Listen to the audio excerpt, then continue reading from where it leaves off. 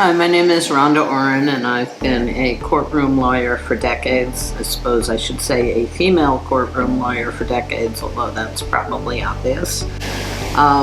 When I went to law school, we were one of the first classes of 50-50 women, which was great and felt like it was world-changing.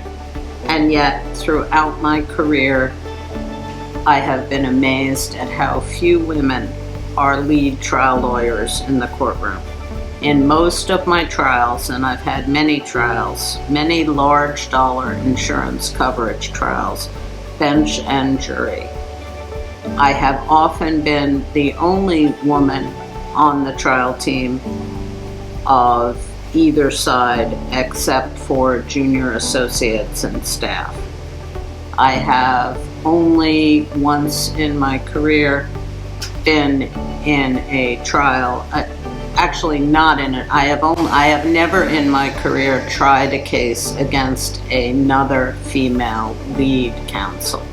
I don't know why that is, considering that we were 50-50 in law school when I was in law school, and that ratio has only increased since then. For one thing, I would say my firm, Anderson Kill, which I've been at for almost my entire career, gets the credit. It is not easy to become a trial lawyer while you're going through the young years of raising children, and somehow my firm was able to help me bridge that gap. I think most firms don't, and that's the real reason why there aren't women lawyers who develop the skills. Obviously, we know trial is relentless on time and has a lot of schedules out of your control, but Anderson Kill made it possible for me to become the trial lawyer that I am, and that is one of the most important things to me in my career. I have found that it surprisingly shakes things up to this day when a woman is lead counsel. My favorite story, and I'm going to leave out the judge who's involved because he is still on the bench and he'd be horrified. My worst story of discrimination, after having tried cases all over the country in small courtrooms in Texas, in really very different locations than our Manhattan and DC offices. My worst experience of discrimination was in the Southern District of New York before one of the most prominent judges there. I was about to argue an extremely important summary judgment motion, important to the city and hugely important in terms of dollars. And I was sitting in the lead counsel seat, organizing my thoughts before the judge came in. A court reporter came up to me with my team. There were a team of men next to me. The court reporter came up to me and asked me if I could help him with the spellings of all of the attorneys' names. I was in my zone preparing for the argument, and I barely noticed him. I said, sure.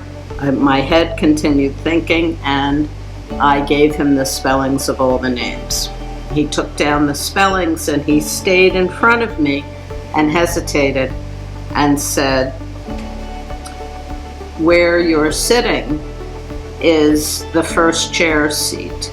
And I said, yes, that's right. And I went on with my notes. And then he said, that's where the first chair of the trial team customarily sits. And I said, yes. And he said, that's the one who is leading the trial and who is going to give the argument, ma'am. And I said, yes, that's right. And he finally spelled it out for me because I really didn't even notice him in front of me. And he said, so I think you should get out of that chair and let the first chair lawyer sit there. This is 2016 in the Southern District of New York in front of one of the most prominent judges who is still on the bench, which is why I'm not naming it. And I looked up, I realized what he was saying, And I said, I am the first chair. And he looked surprised, walked away, and one of my colleagues sitting next to me became enraged and said, "You should tell him, you see that chair with the funny little typewriter and the buttons? That's your chair, you go sit in it." And I said to my colleague, "We are going to talk about this later. Stop." And they were all, God bless them, they were all outraged, and they were more upset than I was. I was going to do my argument. I was the first chair. I was not distracted. And I sensed the emotion, quieted them down, and a few minutes later, the judge walked in his robes, made my argument. And that is why we need more women in the courtroom. It should not be a shock to a court reporter in 2016 in Manhattan for a woman to be trial counsel. So that is my pitch for Women's History Month, and all the women who are in law school who are thinking litigation may be too far a reach for them, go for it. Again, I'm Rhonda Orin from Anderson Kill, and if you're interested in contacting us, we are available. Thank you.